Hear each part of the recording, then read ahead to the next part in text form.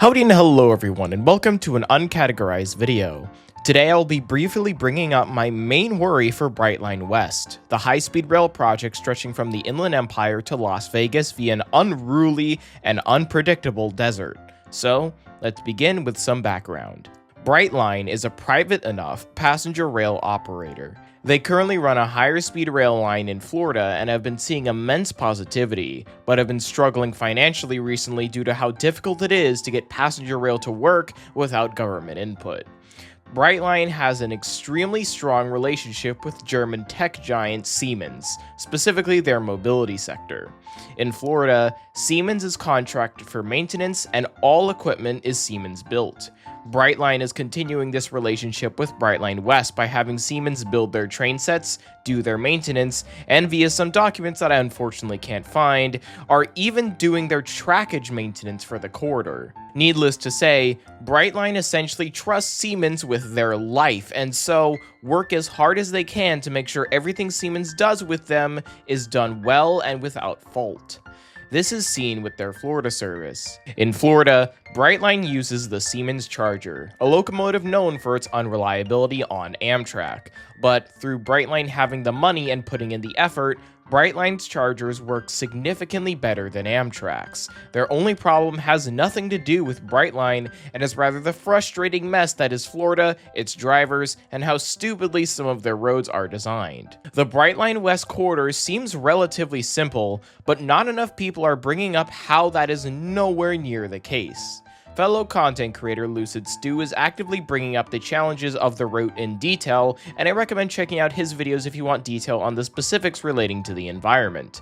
To sum it all up, Brightline West has unintentionally gained the title of one of the most intense high-speed rail corridors in the entire world. The max grade of the route is 6%, which is the steepest incline on any high-speed rail system in the world. Temperatures on the route can range from below freezing to over 120 degrees Fahrenheit, and parts of this route could be prone to flooding. Despite how barren and boring it may seem, the desert is one hell of a beast and is not easy to tame. Brightline is putting its full trust in Siemens to develop a train set that can handle all of this while traveling at upwards of 180 miles per hour in many areas. And now many of you who know Siemens, specifically about their endeavor with the ALC-42, probably know where I'm going with this. Siemens and Brightline have to ensure this train set, the American Pioneer 220, will work and will have as little teething and/or long-term issues as possible. For those who don't know, the ALC-42 is Amtrak's long-distance locomotive they got from Siemens. For its first run, they ran it on the Empire Builder in the middle of winter, which is the most intense time on that route, which is already Amtrak's most intense route. This was intentional as a way to test. However, the ALCs struggled hard and are only as of recent cleaning up their act. And rumors have been circulating that Siemens knew about the issues but didn't fix them because if they did, it would have extended beyond Amtrak's budget, losing them the order. Take that with a large grain of salt though.